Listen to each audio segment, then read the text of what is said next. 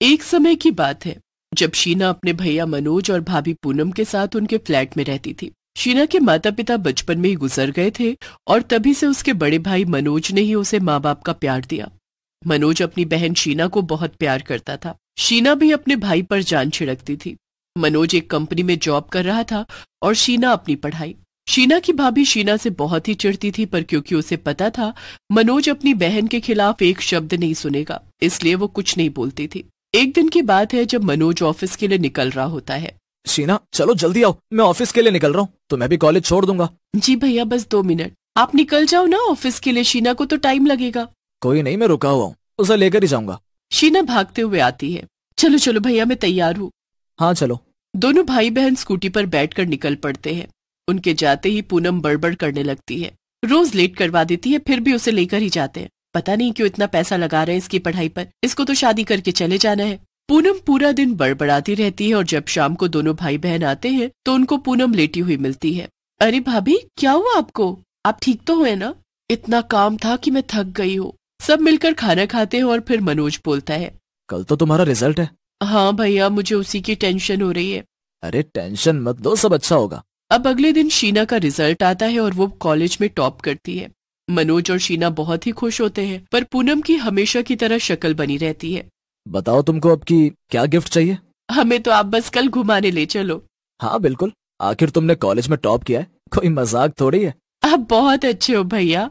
हाँ, पर जाएंगे कैसे? आपके स्कूटर पर बस 2 ही लोग आ सकते हैं। अरे मैं तुम दोनों को बैठा लूंगा, तुम चिंता मत करो। अब अगले दिन सब तैयार होकर खड़े हो जाते हैं। मनोज अपना स्कूटर निकाल लेता है। मनोज के पीछे शीना बैठ जाती है और उसके पीछे जैसे तैसे पूनम। इससे अच्छा तो हम कहीं जाते ही नहीं। देखो ना, सब हमको कैसे देख रहे हैं। अरे भाभी, इसका भी अपना एक अलग मजा है। और देखना, जब मेरी नौकरी लग जाएगी ना, तो मैं आपको गाड़ी में घुमाऊंगी। ये ख्वाब तो तुम मुझे मत ही दिखाओ। मेरी किस्मत में ये स्कूटर ही लिखा है जिसमें कि मुझे बैठने की जगह भी नहीं मिलती। अरे भाभी, आप बस थोड़ा रुक जाओ। मेरा सपना है अपनी गाड़ी लेना और तुम दोनों को उसमें घुमाना। हाँ हाँ ठीक है, अभी बताओ कहाँ चलना है? चलो मूवी देखने चलते हैं। सब लोग उस दिन मूवी देखने जाते हैं। उसके बाद बाहर ही खाना खाकर आते हैं। सब अच्छा चल रहा होता है। शीना अपनी नौकरी ढूंढ रही होती है और कुछ दिन में उसकी बहुत अच्छी जगह नौकरी लग भी जाती है। शीला बड़ा मन लगाकर अपनी जॉब करती है और पता ही नहीं चलता कि उसे कब काम करते करते 1 महीना हो जाता है। शीना को उसकी पहली सैलरी मिलती है, जिससे वो सबसे पहले मिठाई लेकर घर आती है और अपनी सैलरी भाई के हाथ में रख देती है। अरे मेरी बहन, इस सैलरी पर तेरा हक है, क्योंकि ये तेरी मेहनत की कमाई है। नहीं भैया। मैंने बोल दिया ना, बस। अरे बहन इतने प्यार से दे रही है तो ले लो ना। नहीं मतलब नहीं। अच्छा अच्छा ठीक है, पर आप सब मिठाई तो खा सकते हो। पूनम को बिल्कुल अच्छा नहीं लगता कि मनोज शीना से सैलरी के पैसे के लिए मना कर रहा है और वो उस रात को अकेले में बोलती है, आपने पैसे क्यों वापस कर दिए? इतने पैसे शीना के पास रहना ठीक नहीं है, और वैसे भी आपने उसकी पढ़ाई पर इतने पैसे लगाए हैं, उन पैसों पर आपका हक है बस। तुम कैसी बातें कर रही हो पूनम, वो मेरी बहन है, वो उसकी मेहनत के पैसे हैं, इसलिए दोबारा ऐसा कभी मत बोलना। हाँ, मेरा तो कुछ भी बोलना ही बेकार है। शीना को जॉब करते करते काफी टाइम हो जाता है। वो एक एक पैसा जोड़कर अपने भैया के लिए गाड़ी खरीदती है। आज तो भैया जब ये नई गाड़ी देखेंगे तो बस खुशी से झूम उठेंगे। उस दिन शीना गाड़ी लेकर घर वापस आ ही रही होती है कि अचानक तेज तूफान आने लगता है और बड़ी तेज बारिश होने लगती है। शीना रास्ते में फंस जाती है। हर तरफ पानी और उसका फोन भी बंद हो जाता है। वो जैसे तैसे किसी का फोन मांगकर घर के लैंडलाइन पर कॉल करती है। हेलो भाभी, मैं यहाँ जूस वाले की दुकान के पास फंस गई हूँ। मेरा फोन भी बंद हो गया है, आप जल्दी से यहाँ भैया को भेज दो। अच्छा अच्छा ठीक है। क्या हुआ पूनम, किसका फोन था? अरे वो काम वाली का फोन था, बोल रही थी कि आज तूफान की वजह से काम करने नहीं आ पाएगी। अच्छा, मुझे तो शीना की बड़ी चिंता हो रही है, पता नहीं उसका फोन भी बंद जा रहा है। एक काम करता हूँ, मैं उसे ढूंढने जाता हूँ। मनोज को बाहर जाते देख पूनम नाटक करने लगती है। आह, मेरे पेट पे दर्द हो रहा है। क्या हुआ पूनम, तुम ठीक तो हो ना? आप बस मुझे कमरे में ले चलो। मनोज पूनम को कमरे में लेकर जाता है और यहाँ शीना तूफान में बुरी तरह फंस जाती है। उसकी गाड़ी बहती हुई एक गड्ढे में जा गिरती है और पानी में डूब जाती है। शीना अपने भाई का इंतजार करती रह जाती है और तड़प तड़प कर मर। अगले दिन मनोज और पूनम को शीना के मरने की खबर मिलती है। ये सदमा मनोज बर्दाश्त नहीं कर पाता और वो फूट फूट कर रोने लगता है। पूनम भी रोने का नाटक करने लगती है, पर वो अंदर ही अंदर बड़ी खुश होती है। अचानक फिर वहाँ एक पुलिस वाला आता है। ये लीजिए चाबी। चाबी? किस चीज की? गाड़ी की। शीना की मौत इसी गाड़ी में डूबने की वजह से हुई थी और ये गाड़ी उन्होंने कल ही ली थी। उसका तो सपना था नई गाड़ी लेना, और कल जब उसका सपना पूरा हुआ तो वो ही नहीं रही। पूनम गाड़ी की चाबी हाथ में लेती है और बाहर खड़ी चमचमाती गाड़ी को देखती है तो खुशी से झूम उठती है। कितनी सुंदर गाड़ी है, मुझे तो यकीन ही नहीं हो रहा कि ये अब हमारी है। पूनम उदास होकर मनोज को गाड़ी की चाबी दे देती है, जिसे वो लेने से साफ साफ मना कर देता है। नहीं, मुझे एक गाड़ी देखकर हमेशा शीना की याद आएगी, मुझे नहीं चलानी है गाड़ी। पूनम को इस बात से कुछ फर्क नहीं पड़ता और वो कुछ दिनों में गाड़ी सीखकर उसे चलाना शुरू कर देती है। पहले ही दिन जब पूनम गाड़ी लेकर जाती है तो वो बड़ी खुश होती है और मजे से सड़कों पर गाड़ी चला रही होती है, पर तभी उसको पीछे सीट पर एक चुड़ैल की झलक दिखती है। पूनम अचानक गाड़ी रोकती है और पीछे मुड़कर देखती है, पर वहां तो कोई भी नहीं होता।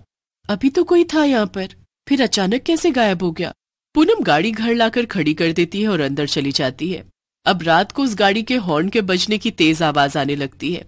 पूनम खिड़की से झांकती है तो गाड़ी का सिक्योरिटी अलार्म बज रहा होता है। पूनम जैसे ही नीचे जाती है तो वो अचानक बंद हो जाता है और गाड़ी की हेडलाइट अपने आप चालू बंद होने लगती है। ये क्या हो रहा है? गाड़ी तो बंद है। अब जैसे ही गाड़ी की लाइट बंद होती है वैसे ही पूनम के सामने एक भयानक चुड़ैल आ खड़ी होती है और फिर जैसे ही लाइट चालू होती है वो गायब हो जाती है। पूनम चिल्लाती हुई वहां से घर में भागती है और मनोज को बताती है। मनोज बाहर आकर देखता है, वहां कोई भी नहीं होता। अब अगले दिन फिर से कुछ अजीब होता है।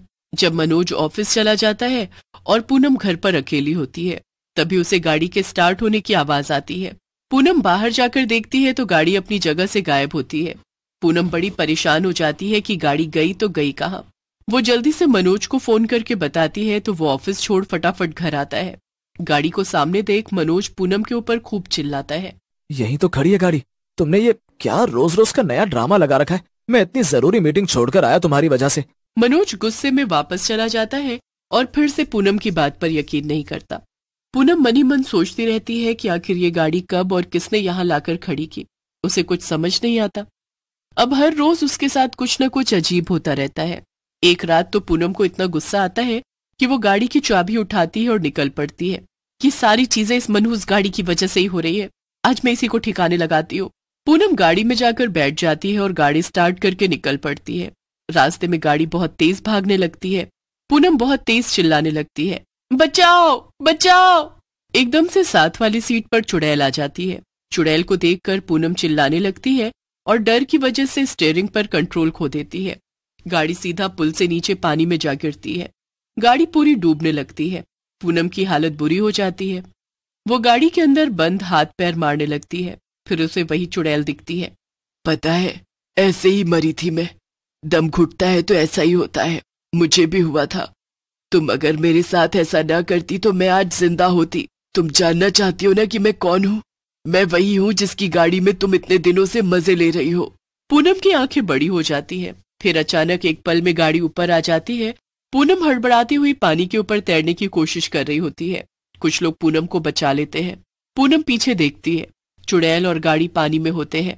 अरे भाई, कोई गाड़ी बाहर निकालो। नहीं, जाने दो, ये जिसकी है उसी के पास जाने दो। इतना कहकर पूनम घर को लौट जाती है। वो शीना ही थी। मैंने उसके साथ बहुत बुरा किया। मैंने 2 भाई बहन को अलग कर दिया। मैं बहुत बुरी हूँ। बेचारी कैसे तड़पी होगी मरते वक्त, आज मुझे इसका एहसास हो गया। पूनम मनोज के घर आते ही उसे सब सच बता देती है। मनोज ये सुनकर फूट फूट कर रोता है। उसके बाद वो पूरी जिंदगी पूनम को माफ नहीं करता और पूनम बस उस घर में एक अनजान की तरह जिंदगी गुजारती